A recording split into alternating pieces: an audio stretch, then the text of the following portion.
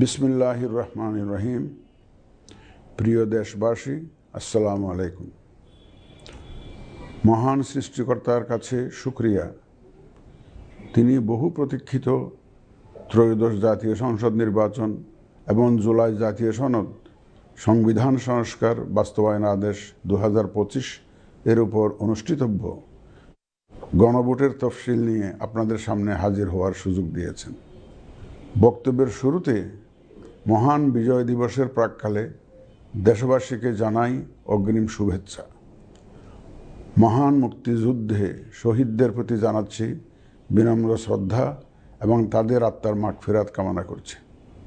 একই সাথে July August 2024-এর ছাত্র গণ অভ্যুত্থানে শহীদদের স্মৃতির প্রতি জানাচ্ছি আমার শ্রদ্ধা এবং তাদের আত্মার শান্তির জন্য দোয়া করছি।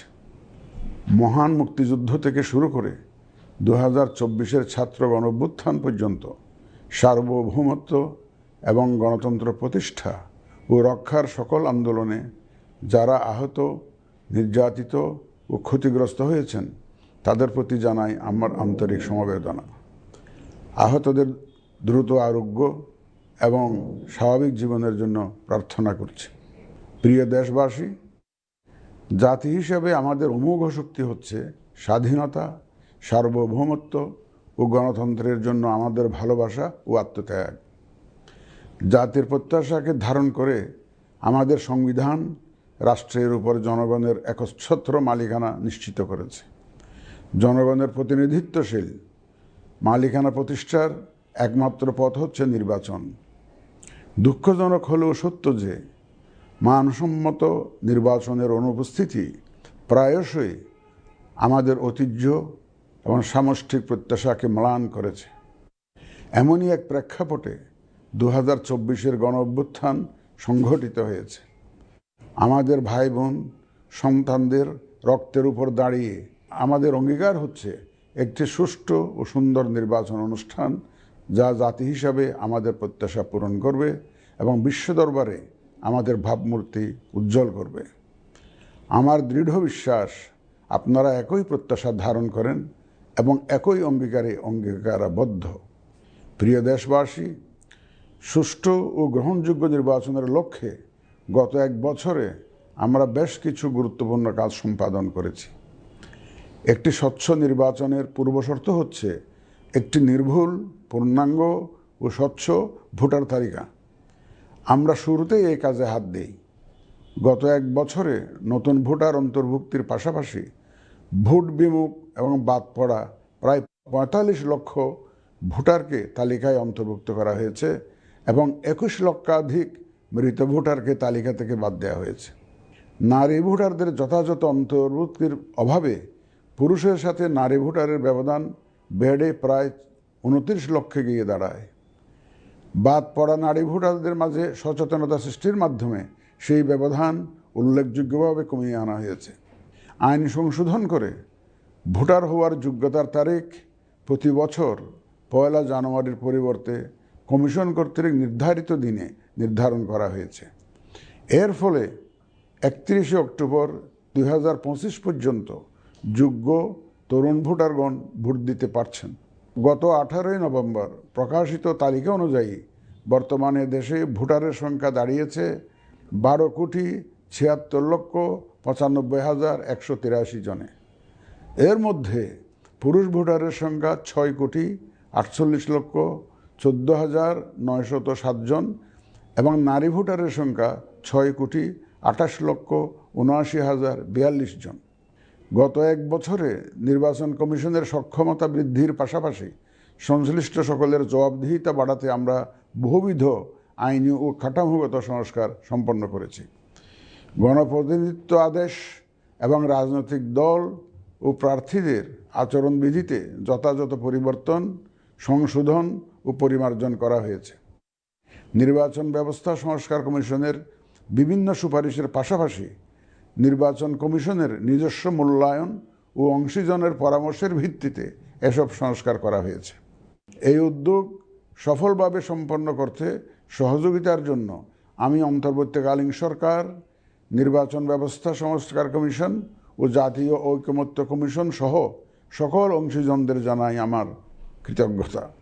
প্রিয় দেশবাসী, বিভিন্ন কারণে এবারের নির্বাচন আমাদের জাতির ইতিহাসে অনন্য ও গুরুত্বপূর্ণ। প্রথমত, প্রকৃত গণতান্ত্রিক ধারা পুনঃপ্রতিষ্ঠার পাশাপাশি কাঙ্ক্ষিত সংস্কার প্রশ্নে সিদ্ধান্তের নির্বাচন এটি। এবার জাতীয় সংসদ নির্বাচন ও গণভোট একই দিনে অনুষ্ঠিত হবে, যা একটি নতুন অভিজ্ঞতা।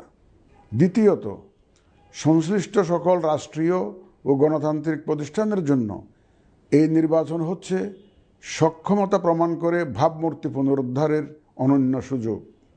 তৃতীয়ত, দীর্ঘ গণতান্ত্রিক আন্দোলন সংগ্রামের পর দেশের স্বার্থে রাজনৈতিক দলসমূহের মাঝে সৌহার্দ্যপূর্ণ গণতান্ত্রিক প্রতিযোগিতার ধারা প্রবর্তনের দাবি রাখে এই নির্বাচন।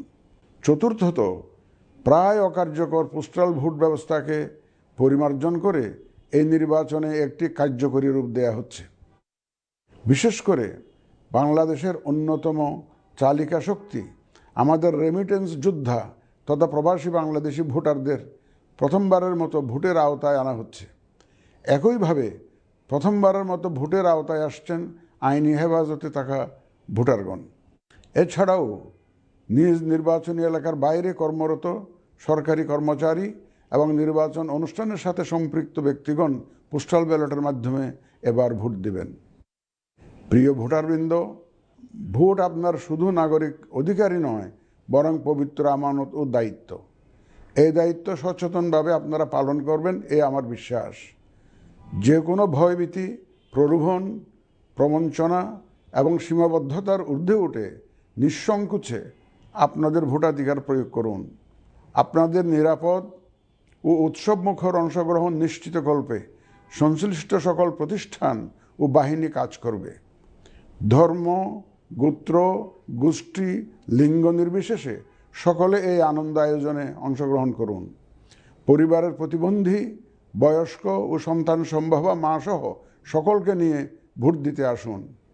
আমি আশা করি আপনাদের স্বতঃস্ফূর্ত অংশগ্রহণের মাধ্যমে ভোটের অনুষ্ঠান উৎসবে রূপ নেবে। প্রবাসে বসবাসরত প্রিয় ভোটারগণ, প্রবাস থেকে ভোটদানের জন্য নিবন্ধন কার্যক্রম গত 18 নভেম্বর থেকে চলমান আছে। আগামী 25 ডিসেম্বর পর্যন্ত পোস্টাল ভোট বিডি অ্যাপের মাধ্যমে পৃথিবীর যে কোনো স্থান থেকে ভোটদানের জন্য আপনারা নিবন্ধন করতে পারবেন। আপনারা এই সুযোগ গ্রহণ করে ভোটে অংশ নিন, দেশ গঠনে আপনাদের অধিকার বুঝে নিন।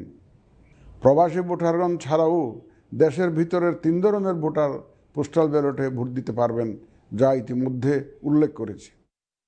প্রবাসী ভোটারগণের পাশাপাশি এই 3 ধরনের ভোটারগণ আগামীকাল থেকে শুরু করে আগামী 25 ডিসেম্বর 2025 পর্যন্ত পোস্টাল ভোট বিডি অ্যাপের মাধ্যমে এবং নির্ধারিত পদ্ধতিতে পোস্টাল ভোটের জন্য নিবন্ধন করতে পারবেন। ব্যক্তি ভোটার ও প্রতিষ্ঠানসমূহের প্রতি আমার আহ্বান, আসুন আমরা আমাদের ভোটাধিকার নিশ্চিত করি এবং ভোটে অংশ নেই। প্রিয় দেশবাসী, বর্তমান সময়ে সামাজিক যোগাযোগ মাধ্যমে বিভিন্ন বিভ্রান্তিমূলক তথ্য ছড়ানো হয়ে থাকে। বিশেষ করে কৃত্রিম বুদ্ধিমত্তা ব্যবহার করে অসত্য তথ্য ও অপতথ্যের বিস্তার দিনকে দিন বেড়ে চলেছে। প্রতিপক্ষ দল ও প্রার্থীকে হেয় করার পাশাপাশি নারীদের প্রতি বিদ্বেষমূলক প্রচারণা আমাদের ঐতিহ্যকে ক্ষুণ্ণ করে এবং নির্বাচনকে কলুষিত করে।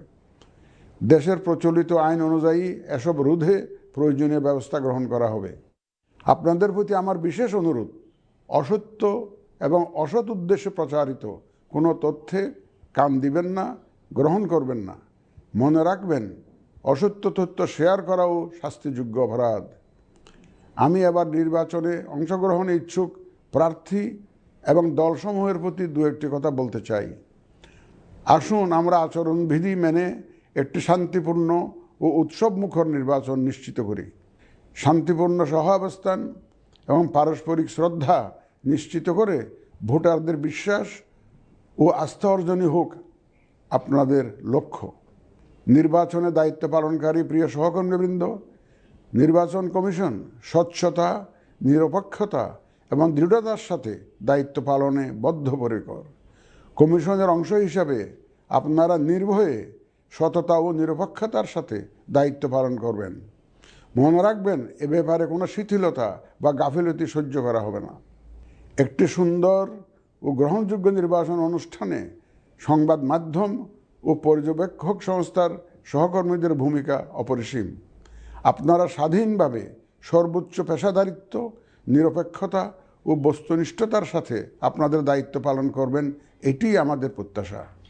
প্রিয় দেশবাসী, আমি এই পর্যায়ে নির্বাচনী তফসিল তথা নির্বাচন সংক্রান্ত সময়সূচি ঘোষণা করছি। আগামী 2026 সালের ফেব্রুয়ারি মাসের 12 তারিখ রোজ বৃহস্পতিবার 300 আসনে ত্রয়োদশ জাতীয় সংসদ সাধারণ নির্বাচন এবং একই সাথে জুলাই জাতীয় সনদ সংবিধান সংস্কার বাস্তবায়ন আদেশ 2025-এর উপর গণভোট অনুষ্ঠিত হবে। ত্রয়োদশ জাতীয় সংসদ নির্বাচনের জন্য মনোনয়নপত্র দাখিলের শেষ তারিখ আগামী 29 ডিসেম্বর 2025 রোজ সোমবার। মনোনয়নপত্র বাছাই হবে আগামী 30 ডিসেম্বর 2025 রোজ মঙ্গলবার হতে 4 জানুয়ারি 2026 রোজ রবিবার পর্যন্ত। রিটার্নিং অফিসারের আদেশের বিরুদ্ধে কমিশনে আপিল দায়েরের শেষ তারিখ 11 জানুয়ারি 2026 রোজ রবিবার। কমিশনে দায়েরকৃত আপিল নিষ্পত্তির তারিখ 12 জানুয়ারি 2026 রোজ সোমবার থেকে 18 জানুয়ারি 2026 রোজ রবিবার পর্যন্ত। প্রার্থিতা প্রত্যাহারের শেষ তারিখ 20 জানুয়ারি 2026 রোজ মঙ্গলবার। রিটার্নিং অফিসার কর্তৃক চূড়ান্ত প্রার্থী তালিকা প্রকাশ ও প্রতীক বরাদ্দ 21 জানুয়ারি 2026 তারিখ রোজ বুধবার। নির্বাচনী প্রচারণা চলবে 22 জানুয়ারি 2026 রোজ বৃহস্পতিবার হতে ভোট গ্রহণ শুরুর 48 ঘন্টা আগ পর্যন্ত তথা আগামী 10 ফেব্রুয়ারি 2026 রোজ মঙ্গলবার সকাল 7:30 পর্যন্ত। ভোট গ্রহণ হবে 2026 সালের ফেব্রুয়ারি মাসের 12 তারিখ রোজ বৃহস্পতিবার। নির্বাচন প্রক্রিয়ায় সকল রাজনৈতিক দল ও প্রতিদ্বন্দ্বী প্রার্থী সহ ভোটারদের আন্তরিক অংশগ্রহণ ও সক্রিয় সহযোগিতা কামনা করছি। সকলের প্রতি আমার আহ্বান, আসন্ন ত্রয়োদশ জাতীয় সংসদ নির্বাচন ও গণভোট সফল করে আমাদের গণতান্ত্রিক অগ্রযাত্রায় ঐতিহাসিক ভূমিকা রাখুন।